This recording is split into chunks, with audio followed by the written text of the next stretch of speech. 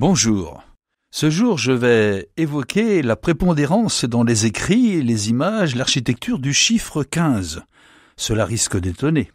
15 est plus un repère en rapport avec le cosmos, sans chercher bien sûr à tomber dans la numérologie. Nous essaierons d'y voir un apport de type pédagogique, mnémotechnique. À chaque fois, 15 avance la signification d'une marche en avant, d'une expérience humaine, spirituelle, tout en perspective, en montée, en élévation, un vécu. 15 correspond au nombre de jours pour arriver à la pleine lune depuis la nuit des temps, pleine lune qui symbolise l'apogée et la maturité. Dans l'expérience spirituelle, il est régulièrement question de pérégrination, de montée, de suivre le jour, dans un but de finaliser un engagement. Dans le registre culturel, liturgique, spirituel, l'emploi du nombre 15 s'avère très fréquent. Le plus souvent, il situe l'espace, le temps, l'accomplissement de toute une démarche de désir, de fidélité. Dans le monde séculier, populaire, nous parlerons du 15 de France, ou de la quinzaine commerciale, ou de faire le 15 en cas d'urgence. Le nombre 15 est traditionnellement repris dans ce qui peut être une entrée à la lecture spirituelle, par l'architecture, par la liturgie, la Bible, l'iconographie, la peinture, etc. À maintes reprises, l'emploi de ce nombre 15 ne peut être le fait du hasard. Déjà, en lien étroit avec la pleine lune, une réalité du cosmos, la raison pédagogique n'est non plus forcément à exclure. Nous héritons de la vie humaine, avant tout, qui se perpétue en oralité, spontanément, dans l'observation, le ressenti. Nous l'avons quelque peu oublié. Dans les Écritures, dans le livre de l'Exode, il est dit par la voix de Moïse « Vous garderez l'agneau jusqu'au 14e jour, et toute la communauté des enfants d'Israël l'immolera entre les 2 soirs, soit le 15e jour. » Par ailleurs, à 3 occasions, au livre du Lévitique, au chapitre 23, on trouve mention du 15e jour.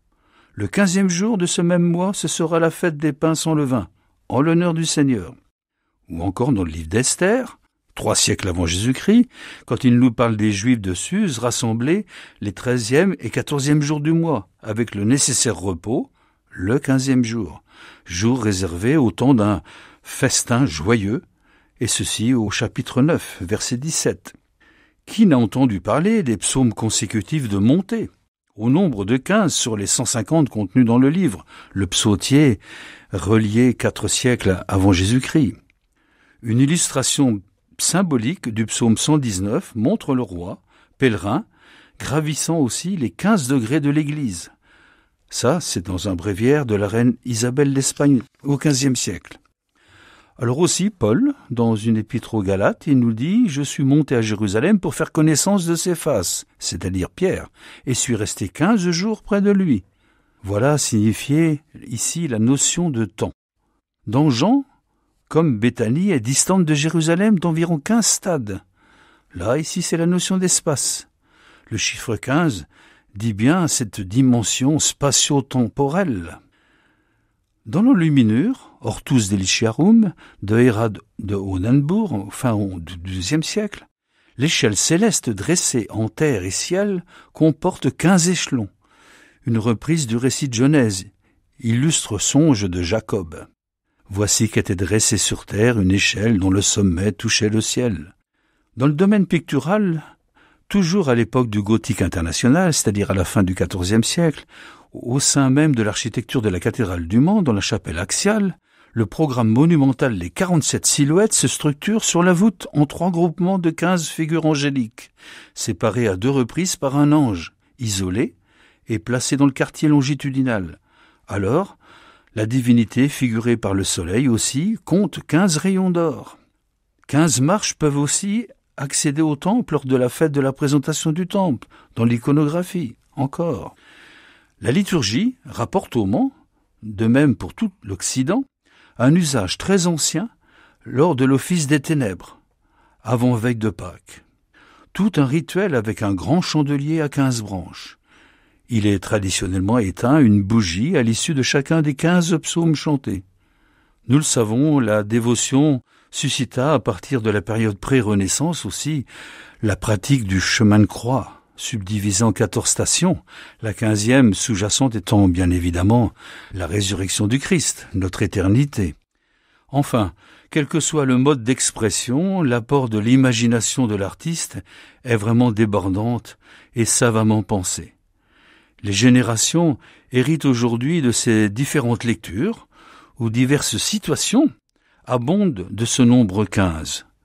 Le prophète, le priant, l'artiste aussi, le peintre, le liturgiste, le psalmiste en usent en énonçant par là même l'idée d'une progression spirituelle, désireuse d'atteindre son terme, au-delà d'un investissement en vérité s'envisage possiblement soit le repos, soit la fête, soit le repas, plus encore, plus sérieusement la Jérusalem céleste, l'espérance de vie éternelle.